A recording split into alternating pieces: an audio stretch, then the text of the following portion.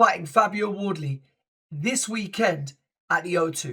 Everything Joseph Parker in 5. Joseph Parker is the middle child of 3, born January 9th, 1992 in South Auckland, New Zealand, to Samoan parents. His parents arrived from the main island, 𝗙𝗢𝗟. His father, Dempsey, named after legendary heavyweight champion Jack Dempsey, would introduce Joseph Parker at the age of 3 to boxing. As an amateur, Parker would be heavyweight New Zealand champ twice, in 2010 and 2011. In 2011, he'd also go on and get silver medal in the Commonwealth Games.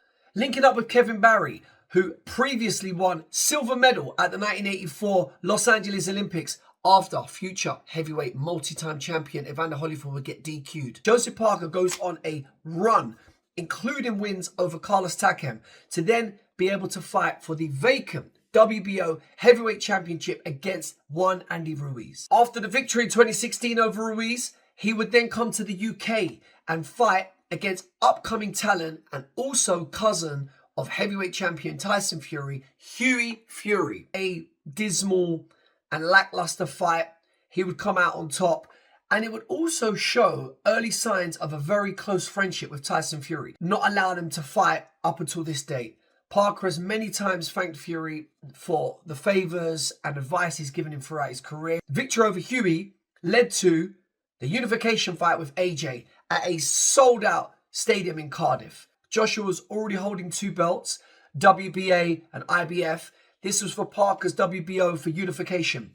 It was a somewhat tense and bitty affair. Many observers arguing the referee didn't allow Parker, the shorter, faster-handed fighter, to work on the inside. Watching back, you can only help but agree. After his first loss to Anthony Joshua, Joseph Parker had held himself in good stead, and being the gentleman that he was, had won the hearts and minds of the British fighting fans. It made sense at this point to fight other top contender Dillian Whyte. Dillian, who was biding his time, waiting an eternity to get his shot for the WBC, was looking for a top opponent. You know, your other target, AJ's common opponent in Joseph Parker. This was a very tight fight. Parker was down for the first time in his career. Dillian also got somewhat roughhouse tactics and headbutted Parker somewhere in the middle rounds.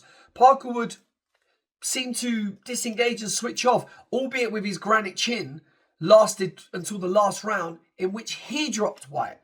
Many argue that if there was another 10 to 20 seconds in that 12th, Dillian wouldn't have made it.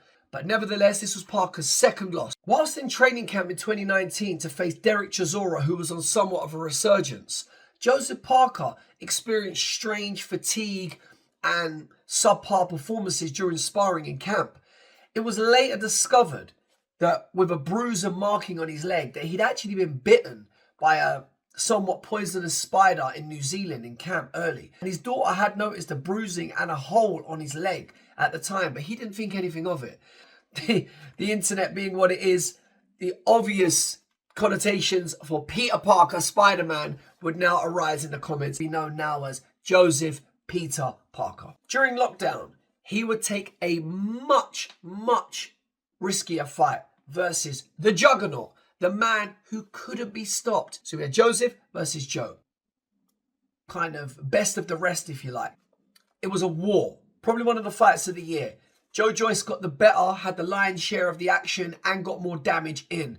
However, Parker had landed triple left hooks on Joyce during the fight, and albeit got knocked out on his shield, went out bravely. Joyce, the cracks were starting to appear, but we wouldn't know this until after.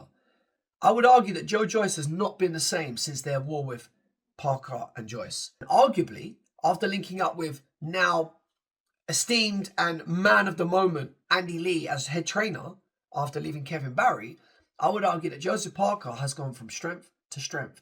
And it's weird. One of those crossroads fights where actually you lost the battle, but maybe it helped you gain in the war. So go back and watch that fight, but you'll see, even though Parker probably only won 3 or 4 rounds, the moments that he had success and where he did win, he hurt Joyce badly. It was only that Joe was just too tough for his own good. And as I said, the rest is history. Joyce hasn't been the same since. He would eventually get it on with Del Boy, Derek Chisora, War Chisora. They would have 2 close fights. Del Boy is somewhat limited in the rematch. The first fight was very tight, and honourably, Andy Lee gate crashed the post-fight interview and just said, no, we're going to give Doughboy another shot because he's a warrior, which I respected. Again, Parker appealing to the British fight fans. Since the introduction of Riyadh season, the massive mega card in December 2023, Parker was on the most active and arguably best run outside Usyk in heavyweight. He beat Deontay Wilder, have a very tight fight with Zhang, being that he got dropped multiple times, but toughed it out, dug in and got the victory. He would recently, earlier this year, knock out very out of shape Martin Bakole, albeit one that parachuted in, literally, 2 days before the fight after Daniel Dubois pulled out.